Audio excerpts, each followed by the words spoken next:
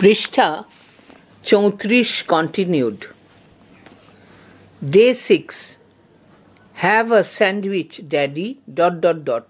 The most successful party. Word notes and annotations. Beastly, unpleasant, horrible, অপ্রীতিকর, ভয়ঙ্কর. Ruined, spoiled, damaged, নষ্ট করে দিচ্ছিল. Awkward, embarrassing, বিব্রতকর. Fidgeted,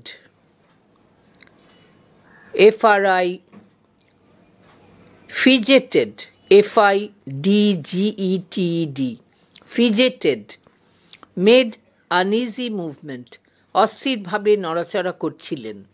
Tactless, careless, impudent, নির্বোধ. Quote, and Laura, unquote, her mother, ... nothing, run along, unquote. As her final instruction, Mrs. Sheridan is on the verge of cautioning Laura against engaging with the grieving family, but refrains from doing so. However, Laura's effort to leave the basket without meeting the grieving family reflects this very unsaid instruction. Ultimately, Laura does interact with the family and gaze at the lifeless body. This allows her to comprehend that death is the greatest equalizer, encompassing both the rich and the poor. তার চূড়ান্ত নির্দেশনা হিসেবে Mrs Sheridan শোকগ্রস্ত পরিবারের সাথে জড়িত হওয়ার বিরুদ্ধে লরাকে সতর্ক করতে গিয়েও নিজেকে সংযত করেন. যাই হোক, শোকগ্রস্ত পরিবারের সাথে দেখা না করে লরার ঝুড়িটি রেখে চলে যাওয়ার প্রচেষ্টা এই না বলা নির্দেশকে প্রতিফলিত করে.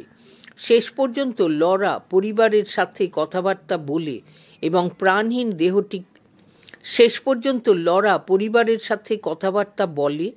এবং প্রাণহীন দেহটিকে দেখে. এর থেকে তার এই উপলব্ধি হয় যে মৃত্যু ধনী গরিব সকলকেই সমান করে. ডাস্কি, ইভিনিং, প্রায় অন্ধকার, সন্ধ্যা নামছিল. The road gleamed white ... laughter, the smell of crushed grass were somehow inside her. Laura is going downhill to the Scott's cottage. The road looks gleaming white. It represents life. The quiet of the hollow and the deep shade in the background of descending darkness symbolize death. She is a traveler from the land of the living, on her way to the land of the dead. She fails to realize the transition because she is still filled with the pleasure of the party, the vibrant spirit of the party represented by kisses, voices, tinkling spoons, laughter. পৃষ্ঠা 35. The smell of crushed grass still lingers in her mind. Laura পাহাড়ের নিচে স্কটদের কুটিরে যাচ্ছে. রাস্তাটা সাদা দেখাচ্ছে. এটি জীবনের প্রতীক. নেমে আসা অন্ধকারের পটভূমিতে শান্ত ও ঘন ছায়া মৃত্যুর প্রতীক. সে এক পথিক যে জীবিতদের দেশ থেকে মৃতের দেশে চলেছে. এই উত্তরণ উপলব্ধি করতে সে ব্যর্থ হয়, কারণ সে তখনও অনুষ্ঠানের আনন্দ ও হুল্লোড়ে মগ্ন.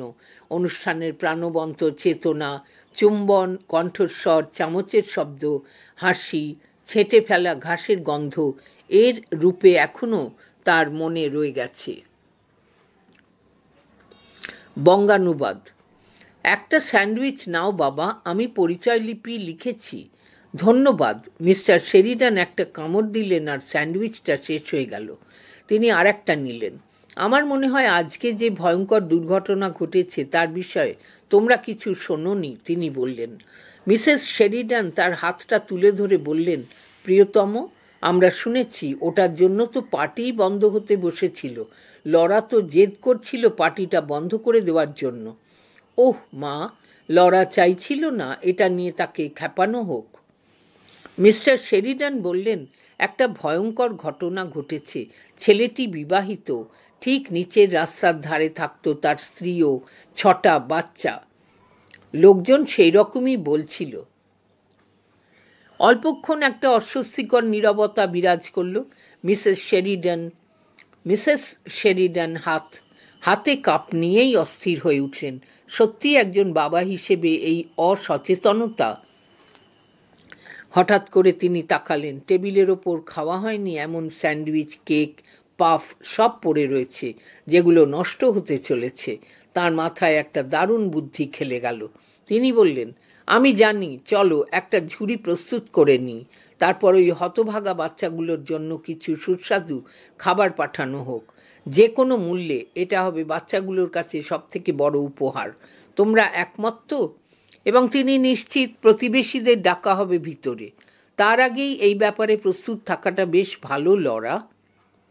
তিনি লাফিয়ে উঠলেন, সিঁড়ির নিচের আলমারিটা থেকে আমাকে বড় ঝুড়িটা এনে দাও তো।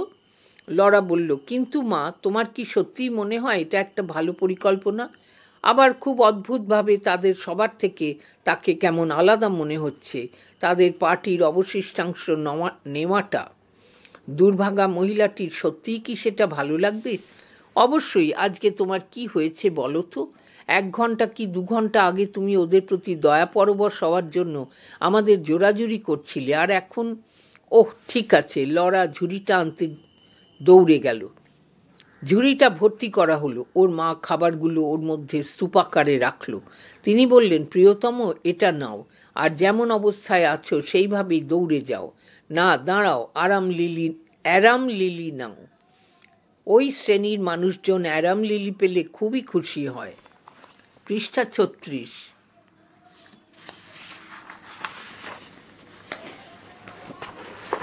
বঙ্গানুবাদ কন্টিনিউড।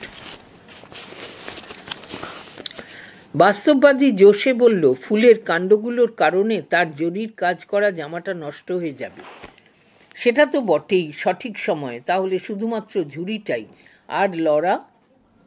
তাঁবুর বাইরে বেরিয়ে তার মা তাকে অনুসরণ করলেন। কোনোভাবেই কিন্তু। কি হলো মা? না, বাচ্চাদের মাথায় এসব না ঢোকানোই ভালো। কিছু না, তাড়াতাড়ি যাও। লরা যখন তাদের বাগানের দরজাটা বন্ধ করলো তখন সন্ধ্যা নেমে আসছে। একটা বড় কুকুর ছায়ার মতো দৌড়ে গেল।